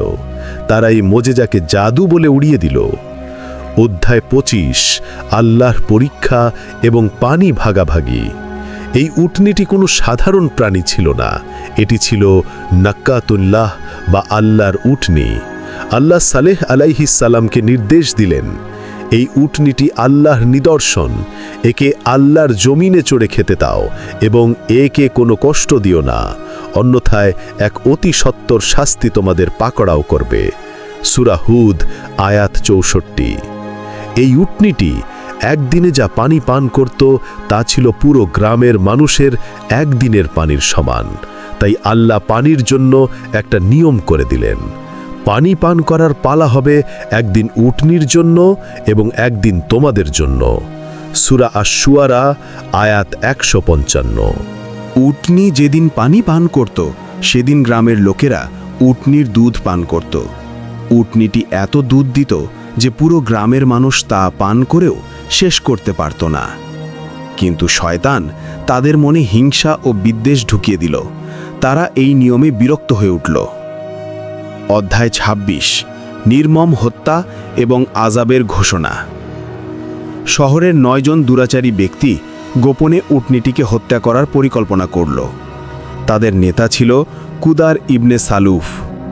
এক রাতে যখন উটনীটি বিশ্রাম নিচ্ছিল, তখন এই পাপিষ্ঠরা অতর্কিত হামলা চালালো। তারা প্রথমে উটনীর পায়ে তলোয়ার দিয়ে আঘাত করল এবং পরে তাকে নির্মমভাবে জবাই করল। উটনীর বাচ্চাটি ভয়ে পেয়ে পাহাড়ে পালিয়ে গেল। সালেহ আলাইহিওয়াসাল্লাম এই খবর শুনে অত্যন্ত ব্যথিত হলেন। তিনি তাদের সতর্ক করে বললেন, তোমরা তোমাদের ঘরে ৩ দিন পর্যন্ত ভোগ বিলাস করে নাও, এরপর আযাব আসবে। এটি এমন এক ওয়াদা যা মিথ্যা হবে না। সূরা হুদ আয়াত ৬৫। তারা উপহাস করে বলল, হে সালেহ, তুমি যে আযাবের ভয় দেখাচ্ছ তা নিয়ে এসো। প্রথম দিন তাদের মুখমণ্ডল হলুদ হয়ে গেল, দ্বিতীয় দিন লাল হলো এবং তৃতীয় দিন কালো হয়ে গেল। তারা বুঝতে পারল আযাব আসছে। অধ্যায় ২৭ বিকট শব্দ এবং সামুদ জাতির ধ্বংস। চতুর্থ দিনের সকালে সূর্যোদয়ের সাথে সাথে আকাশ থেকে এক বিকট শব্দ বা আসাইহা এলো এবং একই সাথে নিচ থেকে এক প্রচণ্ড ভূমিকম্প শুরু হলো। সেই বিকট শব্দে তাদের কলিজা ফেটে গেল। তারা তাদের শক্ত পাথরের ঘরের ভেতরেই হুমড়ি খেয়ে পড়ে রইল। আল্লাহ কোরআনে বলেন, সকালে এক বিকট আওয়াজ তাদের পাকড়াও করল, ফলে তারা তাদের ঘরে মৃত অবস্থায় পড়ে রইল, যেন তারা সেখানে কখনোই বসবাস করেনি। সূরা হুদ আয়াত ৬৭-৬৮। তাদের সেই শক্তিশালী প্রাসাদ, পাহাড় কাটা ঘর, কোনো কিছুই আল্লাহর আযাব থেকে তাদের রক্ষা করতে পারল না। সালেহ আলাইহিওয়াসাল্লাম এবং ঈমানদাররা আল্লাহর রহমতে নিরাপদে সরে গিয়েছিলেন। ধ্বংসস্তূপের দিকে তাকিয়ে সালেহ আলাইহিওয়াসাল্লাম আক্ষেপ করে বললেন, হে আমার জাতি, আমি তোমাদের কাছে আমার রবের বাণী পৌঁছে দিয়েছিলাম এবং তোমাদের কল্যাণ কামনা করেছিলাম, কিন্তু তোমরা কল্যাণকামীদের পছন্দ করো না। সূরা আল আরাফ আয়াত ৭৯। সামুদ জাতি ধ্বংস হল, কিন্তু মানবজাতির পথ চলা থামল না। এরপর এলো আর এক যুগ, এক মহান নবীর যুগ, যাকে বলা হয় খলিলুন্নাহ বা আল্লাহর বন্ধু। তিনি ছিলেন ইব্রাহিম আলাইহিওয়াসাল্লাম। তিনি একাই ছিলেন এক উম্মত। কিভাবে তিনি নমরুদের আগুনের বিরুদ্ধে দাঁড়ালেন, কিভাবে তিনি তার বৃদ্ধ বয়সে সন্তান পেলেন এবং সেই সন্তানকে কোরবানির পরীক্ষায় ফেললেন, এই মহান আত্মত্যাগ ও বিশ্বাসের কাহিনী আমরা এখন আলোচনা করব। অধ্যায় ২৮ আজরের ঘরে ইব্রাহিম আলাইহিওয়াসাল্লামের জন্ম। নমরুদের রাজত্বকালে ব্যাবিল শহরে, বর্তমান ইরাকে, মূর্তি পূজা চরমে পৌঁছেছিল। নমরুদ নিজেকে খোদা দাবি করত এবং মানুষ তাকে সিজদা করত।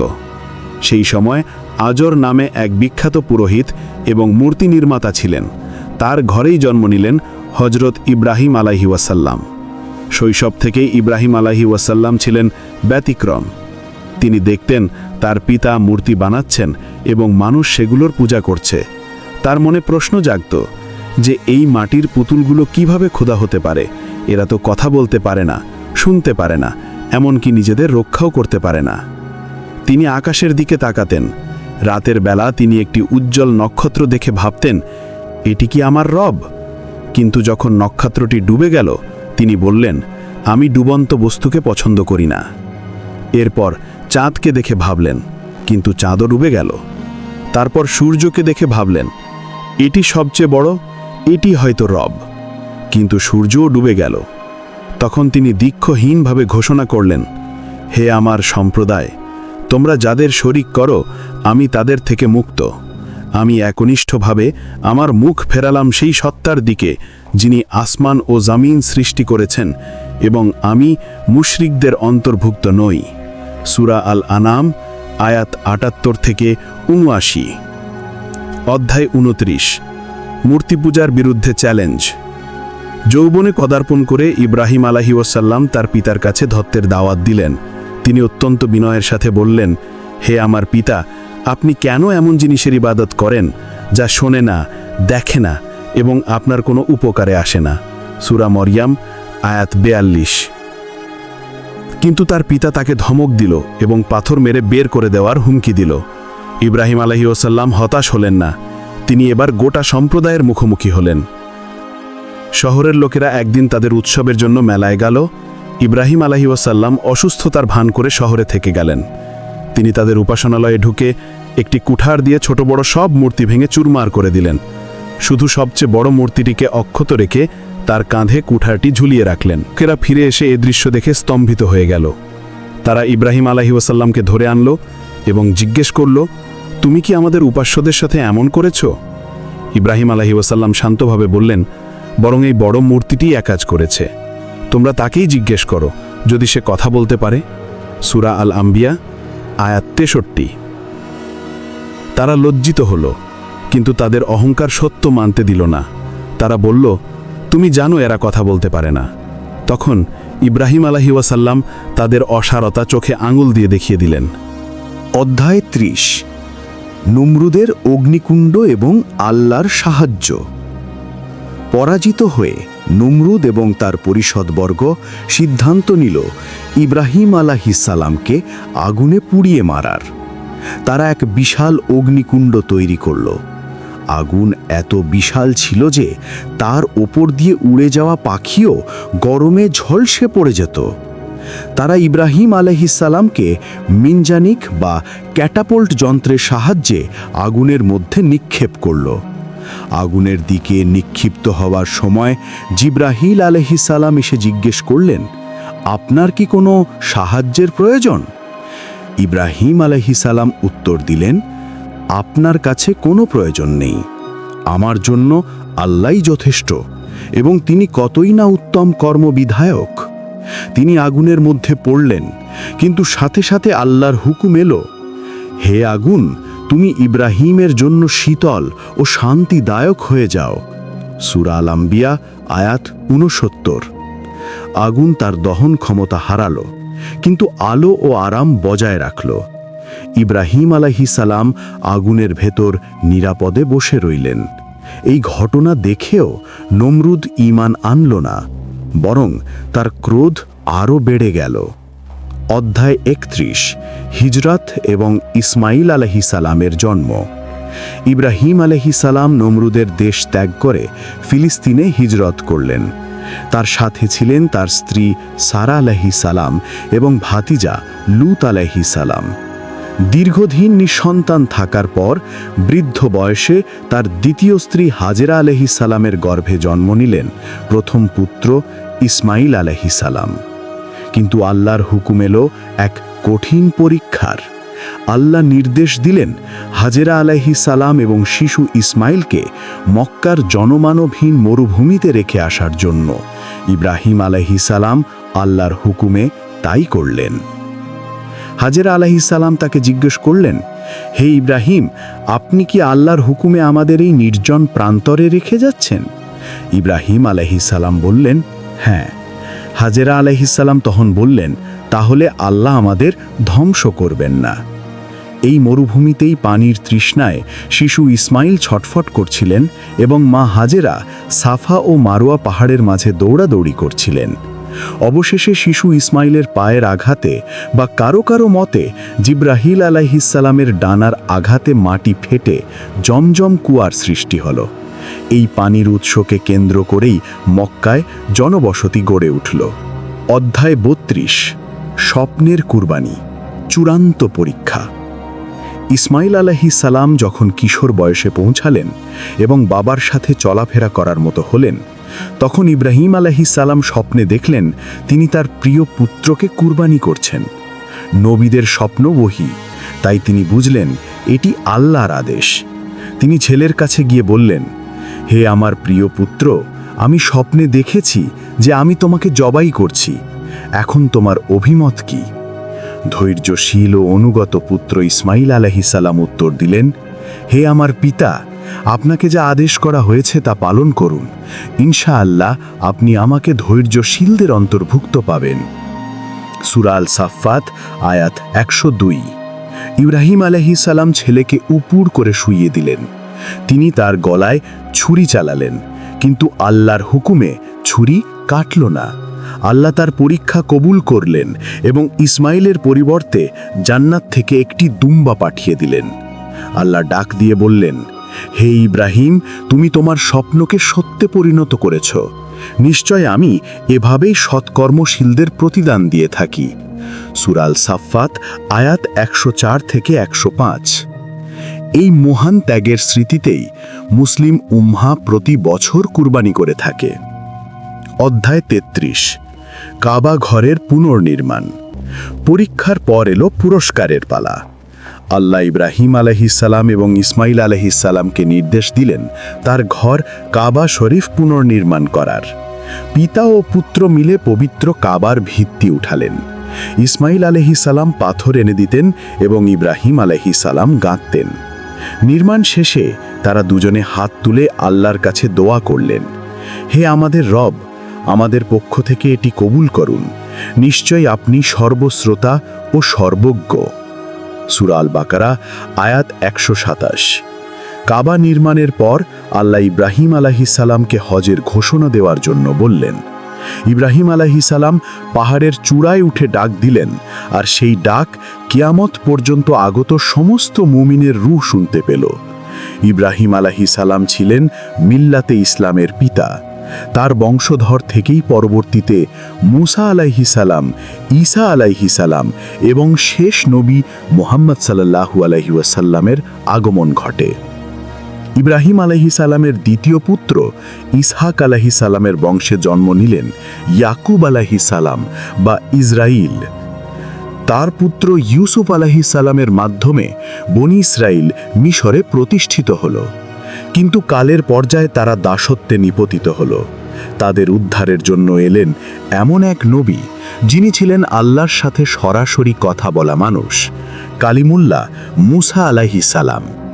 ফেরাউনের জাদুকরদের সাথে মুসা আলাইহিসসালামের লাঠির লড়াই, নীল নদ ভাগ হয়ে যাওয়া এবং তুর পাহাড়ে তাওরাত লাভের অলৌকিক কাহিনী আমরা এখন আলোচনা করব। অধ্যায় 34, নীল নদের তীরে মুসা আলাইহিসসালামের জন্ম। মিশরের মাটিতে তখন ফেরাউনের রাজত্ব। সে নিজেকে খোদা দাবি করত। বনি ইসরায়েলরা ছিল তার দাস। ফেরাউন স্বপ্ন দেখল বনি ইসরায়েল বংশের এক শিশু তার সিংহাসন ধ্বংস করবে।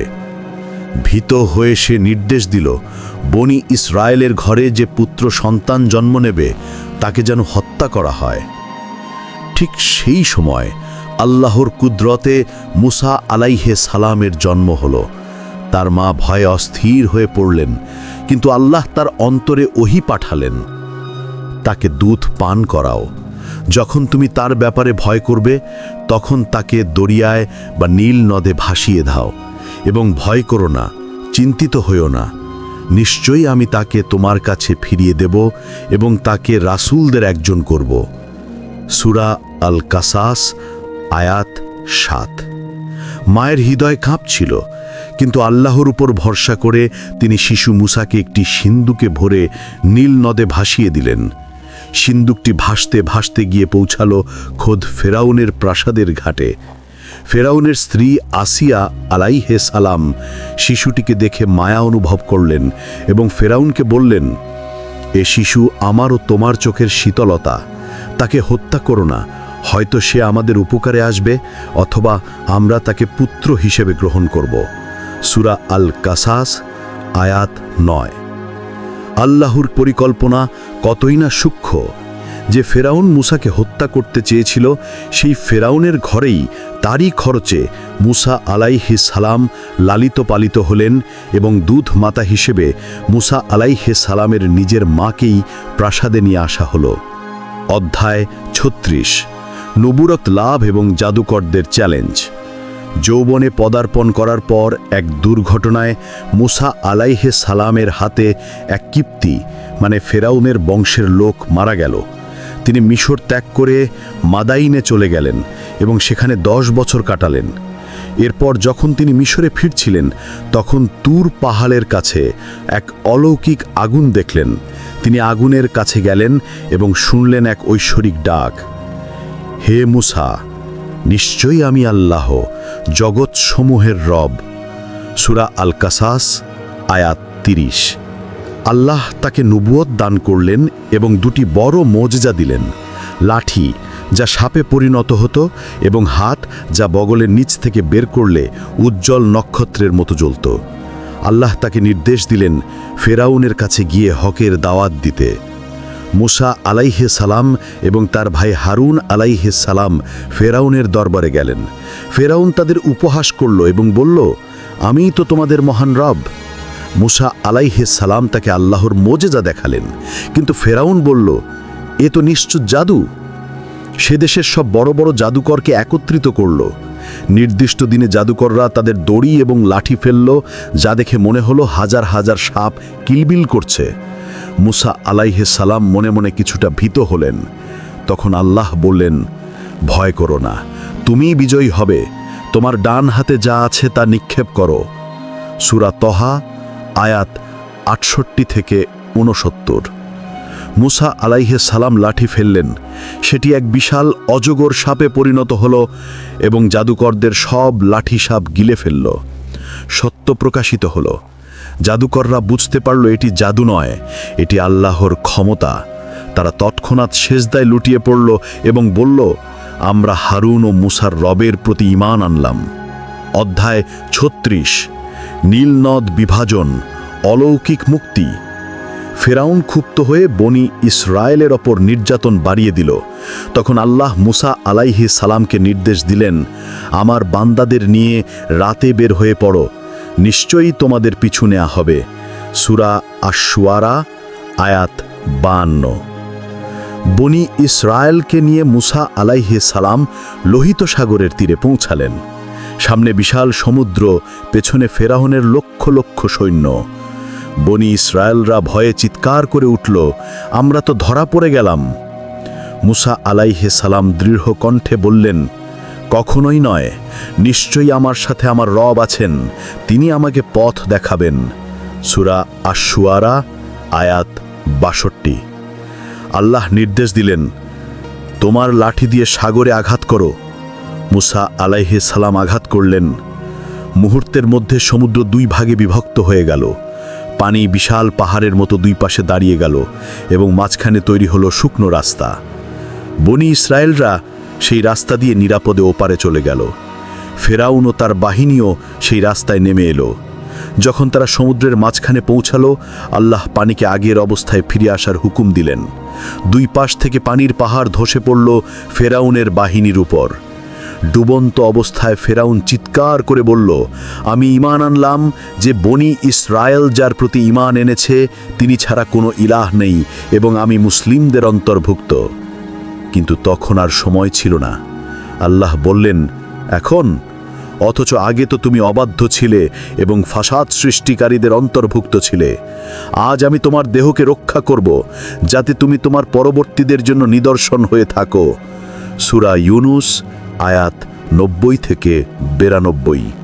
ফেরাউন ডুবে মরল, কিন্তু তার লাশ আজও মিশনের পিরামিডে বা জাদুঘরে আল্লাহর আযাবের সাক্ষী হয়ে আছে।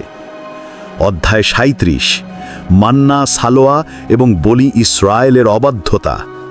ফেরাউনের কবল থেকে মুক্তি পাওয়ার পর বনি ইসরায়েলরা সিনাই মরুভূমিতে প্রবেশ করল। সেখানে তাদের খাওয়ার কিছু ছিল না। আল্লাহ তাদের উপর আকাশ থেকে জান্নাতি খাবার মান্না ও সলোয়া নাজিল করলেন। মেঘ দিয়ে ছায়া দিলেন। পাথর থেকে ১২টি ঝর্ণা প্রবাহিত করলেন। কিন্তু এই অকৃতজ্ঞ জাতি বলল, হে মুসা, আমরা এক রকমের খাবারে ধৈর্য ধরতে পারছি না। তোমার রবের কাছে বলো যেন আমাদের জন্য মাটি থেকে উৎপন্ন শাকসবজি, শসা, রসুন, ডাল ও পেঁয়াজ বের করেন। সূরা আল বাকারা আয়াত ৬১। আল্লাহর শ্রেষ্ঠ নিয়ামত ছেড়ে তারা দুনিয়ার তুচ্ছ জিনিস চাইল। তাদের এই অকৃতজ্ঞতার কারণে তাদের উপর লাঞ্ছনা এবং দারিদ্রতা চেপে বসল। অধ্যায় ৩৮। তুর পাহাড়ে তাওরাত লাভ এবং গোবৎস পূজা। আল্লাহ মুসা আলাইহিস সালামকে তুর পাহাড়ে ৩০ দিনের জন্য ডাকলেন। পরে তা বাড়িয়ে ৪০ দিন করা হলো। সেখানে আল্লাহ মুসা আলাইহিস সালামের সাথে সরাসরি কথা বললেন এবং তাকে তাওরাত কিতাব দান করলেন। মুসা আলাইহিস সালামের অনুপস্থিতিতে সামেরি নামের এক জাদুকর বনি ইসরায়েলদের সোনাদানা গলিয়ে একটি বাছুরের মূর্তি বা গোবৎস তৈরি করল। সেটিতে জাদুকরি কায়দায় শব্দও হতো। সে বলল, এটিই তোমাদের ইলাহ, এবং মুসার ইলাহ। বনি ইসরায়েলরা সেই বাছুরের পূজা শুরু করল। হারুন আলাইহিসসালাম তাদের বাধা দিলেও তারা শোনেনি। মুসা আলাইহিসসালাম ফিরে এসে এই দৃশ্য দেখে প্রচণ্ড রাগান্বিত হলেন। তিনি তাওরাতের ফলকগুলো ফেলে দিলেন এবং হারুন আলাইহিসসালামের ওপর রাগান্বিত হলেন। পরে তিনি বুঝতে পারলেন হারুন আলাইহিসসালামের কোনো দোষ ছিল না। আল্লাহ এই শিরকের অপরাধে তাদের তওবা কবুল করার জন্য এক কঠিন শর্ত দিলেন, তাদের নিজেদেরকে নিজেদের হাতে হত্যা করতে হবে বা একে অপরকে হত্যা করতে হবে। এটি ছিল এক ভয়াবহ পরীক্ষা। মুসা আলাইহিসসালামের মৃত্যুর পর বনি ইসরায়েলের নেতৃত্ব দিলেন ইউশা ইবনে নুন আলাইহিসসালাম। এরপর এলো দাউদ আলাইহিসসালাম এবং সুলাইমান আলাইহিসসালামের সোনালী যুগ। কিভাবে দাউদ আলাইহিসসালাম জালুতকে হত্যা করলেন, কিভাবে সুলাইমান আলাইহিসসালাম জিন ও বাতাসের উপর রাজত্ব করলেন এবং বাইতুল মুকাদ্দাস বা আল আকসা মসজিদ নির্মাণের সেই রহস্যময় ইতিহাস কি, এই গৌরবোজ্জ্বলাধ্যায়গুলো আমরা এখন আলোচনা করব। দাউদ ও সুলাইমান আলাইহিসসালামের রাজত্ব এবং বাইতুল মুকাদ্দাস। অধ্যায় ৩৯, তালুত ও জালুতের যুদ্ধ এবং দাউদ আলাইহিসসালামের বীরত্ব। মুসা আলাইহিসসালামের মৃত্যুর পর বনি ইসরায়েল জাতি আবারও পথভ্রষ্ট হল এবং দুর্বল হয়ে পড়ল। আমালিকা জাতি তাদের উপর চড়াও হল এবং তাদের পবিত্র সন্দুক বা তাবুত ছিনিয়ে নিল। তখন বনি ইসরায়েলের নবী শামুয়েল আলাইহিসসালামের কাছে তারা একজন রাজা চাইল। আল্লাহ তালুতকে তাদের রাজা হিসেবে মনোনীত করলেন। তালুত একটি ছোট সেনাবাহিনী নিয়ে জালুত বা গলিয়াথের বিশাল বাহিনীর মুখোমুখি হলেন। জালুত ছিল এক বিশালদেহী এবং শক্তিশালী যোদ্ধা। সে দম্ভের সাথে বনি ইসরায়েলের কাউকে তার সাথে দ্বন্দ্বযুদ্ধে আহ্বান জানালো। সবাই ভয়ে পিছিয়ে গেল, কিন্তু এগিয়ে আসলেন এক কিশোর, দাউদ আলাইহিসসালাম।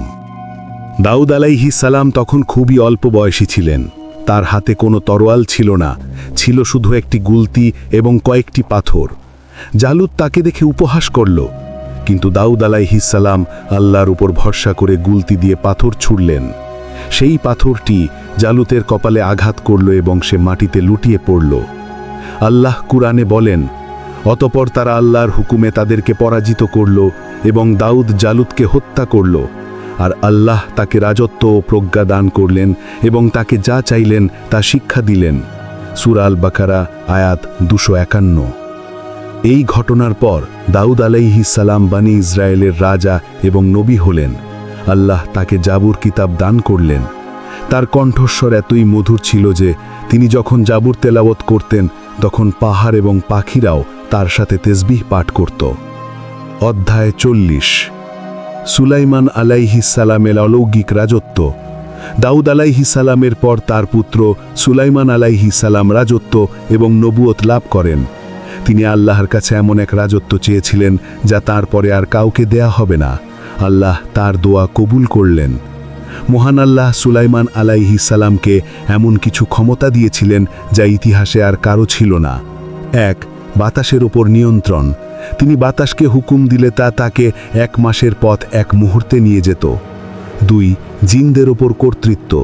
জিনরা তার হুকুমে সাগরে ডুব দিয়ে মণিমুক্তা তুলত এবং বিশাল বিশাল অট্টালিকা ও পাত্র তৈরি করত।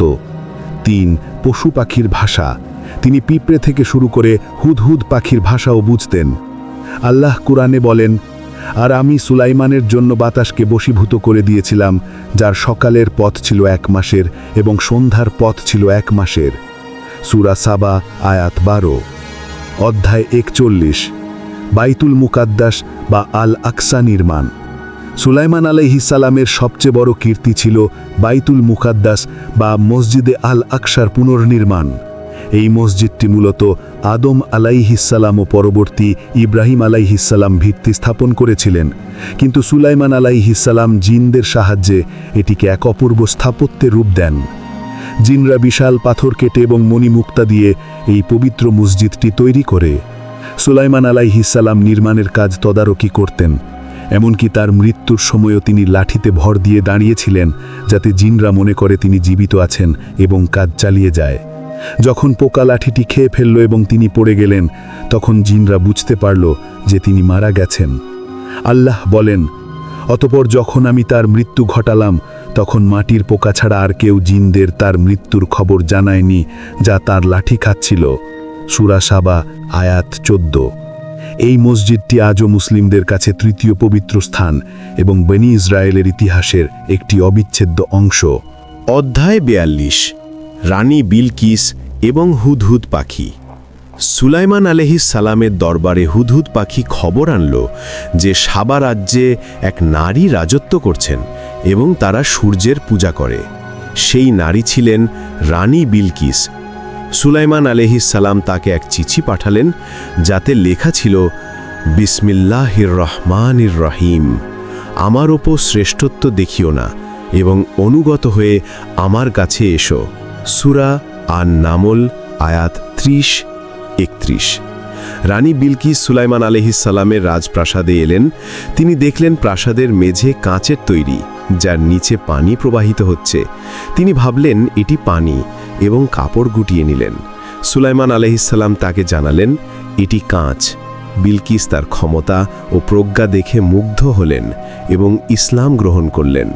তিনি বললেন, হে আমার রব, আমি নিজের ওপর জুলুম করেছি এবং আমি সুলাইমানের সাথে জগৎসমূহের রব আল্লাহর কাছে আত্মসমর্পণ করলাম।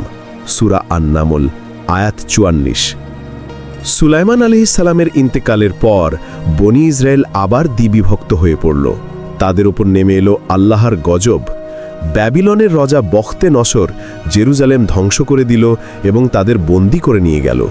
এরপর শুরু হলো দীর্ঘ এক অপেক্ষার পালা, মসিহ বা ত্রাণকর্তার জন্য। অবশেষে এলেন তিনি, কিন্তু অলৌকিকভাবে, পিতা ছাড়াই। তিনি ছিলেন হযরত ঈসা আলাইহিস সালাম। কিভাবে তিনি দোলনায় কথা বললেন, কিভাবে তিনি মৃতকে জীবিত করলেন এবং বনি ইসরায়েল কেন তাকে হত্যা করতে চাইল, এই আবেগময় এবং অলৌকিক কাহিনী আমরা এখন আলোচনা করব। ঈসা আলাইহিস সালাম ও শেষ জামানার ইঙ্গিত।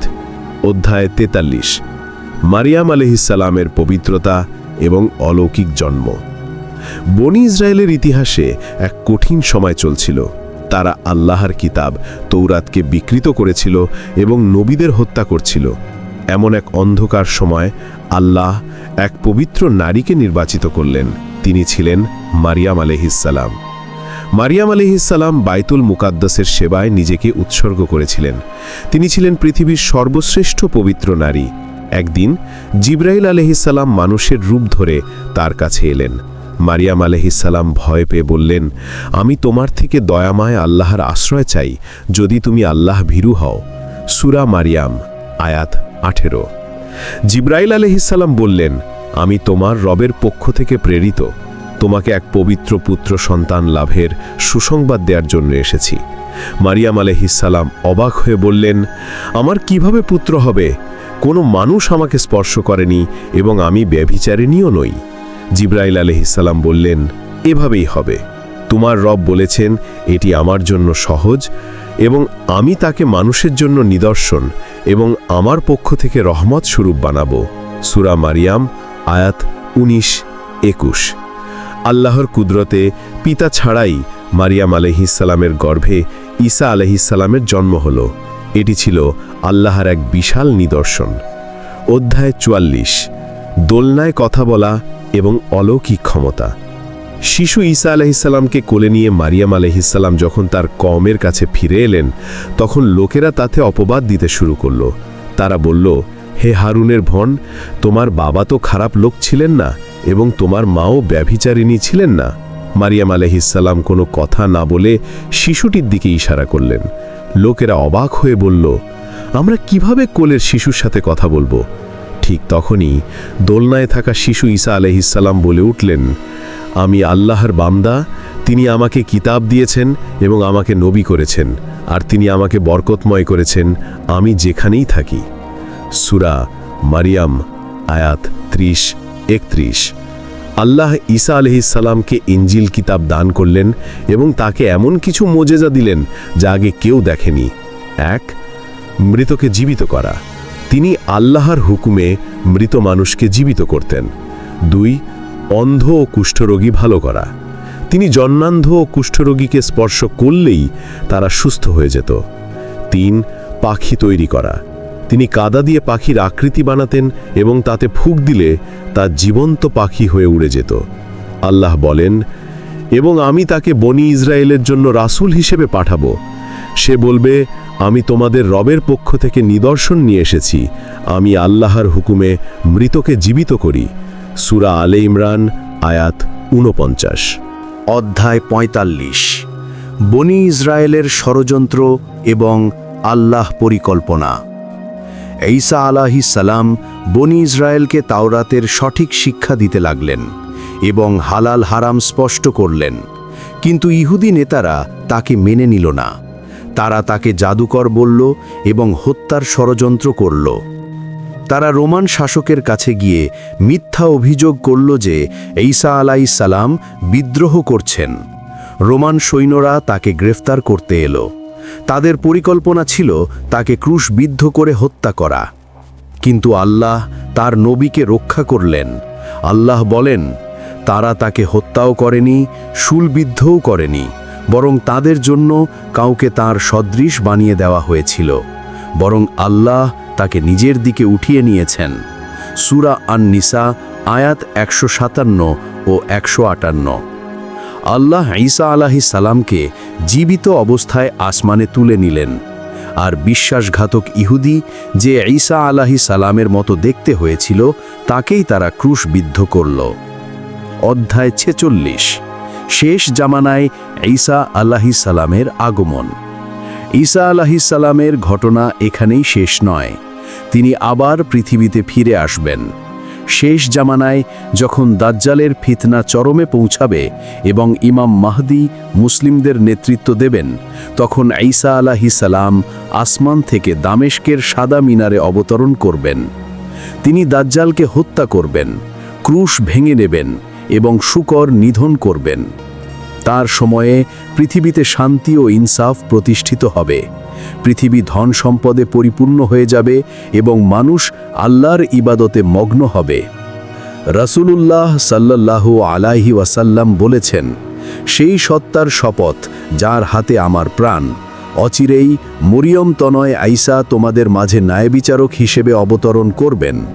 সহিহ বুখারী হাদিস নাম্বার 2222। ঈসা আলাইহিস সালাম পৃথিবীতে ৪০ বছর থাকবেন, বিয়ে করবেন, সন্তান হবে এবং অবশেষে স্বাভাবিকভাবে মৃত্যুবরণ করবেন।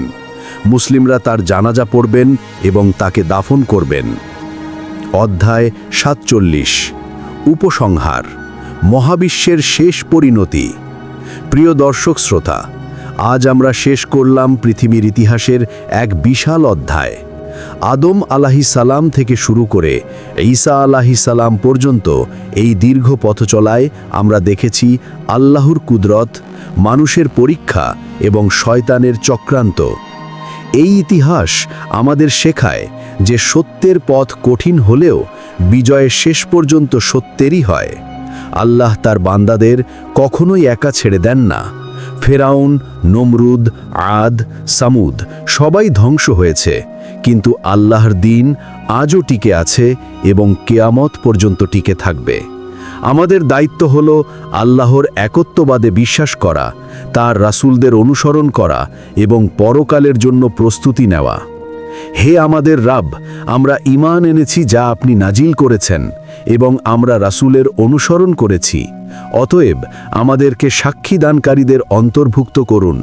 সূরা আলে ইমরান আয়াত 53।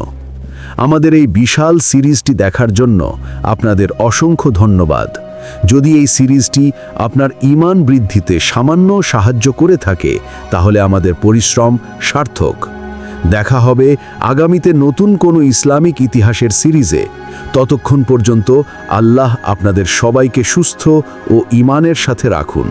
হে আল্লাহর বান্দারা, ইসলামের গভীর জ্ঞান, সত্য ইতিহাস, সঠিক দিন ও ইসলামিক আমলের ব্যাপারে কোরআন ও হাদিসের রেফারেন্স সহ বিস্তারিত জানতে আমাদের চ্যানেল বখতিয়ারের ঘোড়া সাবস্ক্রাইব করে নিয়মিত নিজের ইসলামিক জ্ঞান বৃদ্ধি করুন। আমাদের ইসলামিক ভিডিওগুলো আপনার পরিবার, আত্মীয়স্বজন ও বন্ধুদের কাছে শেয়ার করে আপনিও কিছু সওয়াবের অংশীদার হতে পারেন। আসসালামু আলাইকুম ওয়া রাহমাতুল্লাহ।